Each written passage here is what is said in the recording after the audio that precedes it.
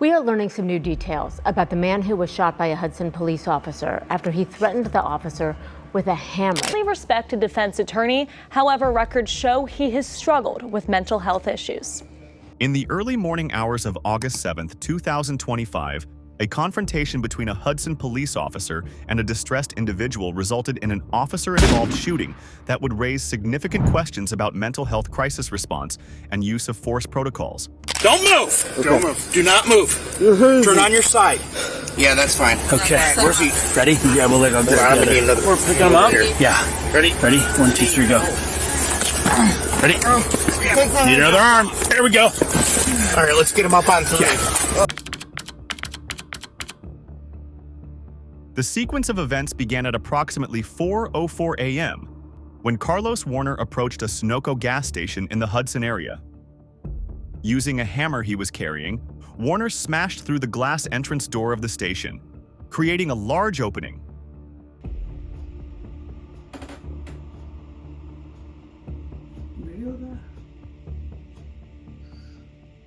He did not take any merchandise, money, or other items. He simply walked back out through the shattered entrance and continued on foot through the surrounding neighborhood, still carrying the hammer that he had used to break the glass.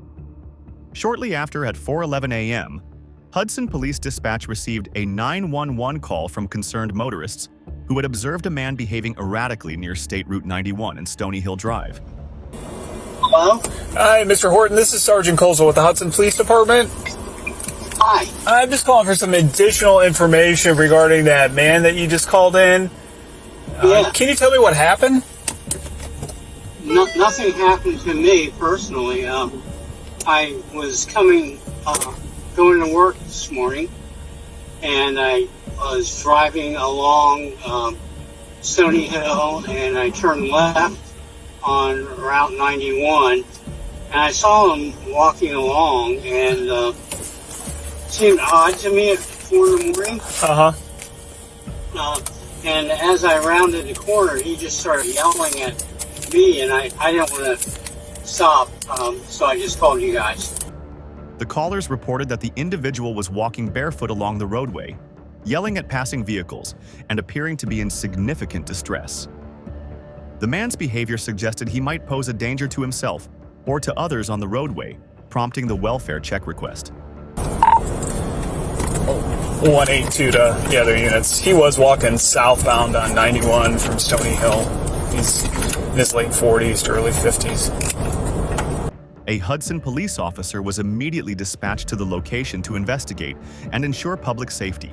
Reaching there, officers began canvassing the area to locate the subject and determine what had transpired.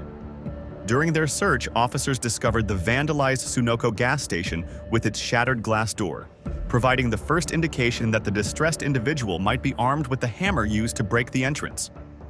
Officers examined the scene at the gas station, noting the pattern of damage and the fact that no theft had occurred, which suggested the subject was not motivated by criminal gain but rather appeared to be in some form of crisis.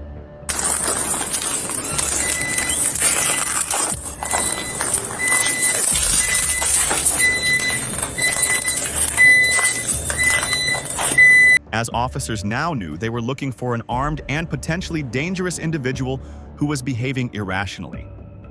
With this critical information about the hammer, officers proceeded with heightened caution as they continued searching the residential area near Stony Hill Drive. When the officer arrived in the residential area near Stony Hill Drive, he spotted Warner walking in the street and activated his body-worn camera as he exited his patrol vehicle. The BodyCam footage would prove crucial in documenting the rapid escalation that followed. As the officer approached, Warner was clearly visible holding a hammer in his hand. The officer immediately began issuing loud, repeated commands for Warner to stop walking toward him and to drop the hammer. Pull your gun out now and shoot me! Stop, sir. Stop. Okay, then love God. Okay, put the hammer down. No! Do you love God? Do not come towards me. Do not come towards me. The officer's voice grew increasingly urgent as he shouted variations of, "Stop right there," "Drop the hammer," "Stop walking toward me," and "Put it down now," over the course of approximately 10 to 12 seconds. Rather than complying with these commands, Warner continued advancing toward the officer while shouting religious statements.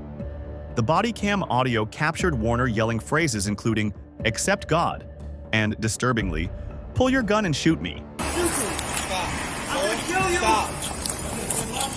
Okay, put the hammer down. Go! Do you love God? Go. Do not come towards You love God! Do not come I towards got me. a hand. His vocalizations were loud, agitated, and suggested he was experiencing some form of mental health crisis or religious delusion. Warner's demeanor and statements indicated he was not responding rationally to the police presence or the commands being given. The officer continued backing away while issuing commands, maintaining distance as Warner closed the gap between them. The critical moment came when Warner suddenly transitioned from walking to running, directly at the officer while still gripping the hammer. With the distance closing rapidly and facing what he perceived as an immediate deadly threat, the officer fired his service weapon. Between 4 and 5 shots rang out in quick succession. Warner fell to the ground from the impact, but witnesses and evidence would later indicate that he continued to hold onto the hammer even after falling. The officer, observing that Warner had not released the weapon and still posed a potential threat, fired at least one additional shot while Warner was on the ground. The entire confrontation, from initial contact to the final shot, lasted approximately 15 seconds. Immediately following the shooting, the officer called for emergency medical assistance and secured the scene, including the hammer that Warner had been wielding. Additional Hudson Police officers arrived within minutes to establish a perimeter and begin preliminary investigation procedures. Emergency medical personnel arrived shortly thereafter and found Warner conscious and breathing, though he had sustained 3 gunshot wounds. Paramedics provided immediate trauma care at the scene before transporting Warner by ambulance to Cleveland Clinic Akron General, also known as Akron City Hospital, for emergency surgery and treatment. His initial condition was listed as serious but stable, and no officers were injured during the incident. About 30 minutes before shooting, the Hudson Police Department got a concerned call about a man harassing drivers near State Route 91 in Stony Hill Driver. T-shirt and bare feet, very tall guy, and seems odd to me. And he started yelling at me. Following standard protocol for officer-involved shootings, the Hudson Police Department immediately contacted the Ohio Bureau of Criminal Investigation to request their assistance with an independent investigation. The involved officer was placed on administrative leave, a routine procedure while the shooting is reviewed, and would likely undergo mandatory psychological evaluation and counseling. The scene was preserved and processed for evidence collection, with investigators documenting the location of shell casings, blood evidence, the hammer, and the positions of both the officer and Warner during the encounter.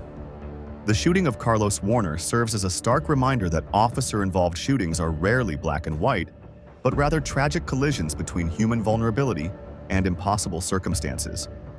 In 15 seconds, 17 years of documented mental health decline culminated in violence that could have been prevented with earlier, more aggressive intervention. For law enforcement, the lesson is equally sobering. Officers cannot be expected to serve as social workers, psychologists, and protectors simultaneously without proper training, resources, and support systems. The officer who confronted Warner faced an armed, aggressive individual who verbally demanded to be shot. No amount of de-escalation training can overcome the immediacy of a hammer-wielding assailant charging forward. Yet we must still ask, could a different response model have changed this outcome before it reached that final moment? Carlos Warner survived his injuries and was expected to make a physical recovery from the 3 gunshot wounds he sustained. As of mid-August 2025, he remained hospitalized at Akron City Hospital under medical care.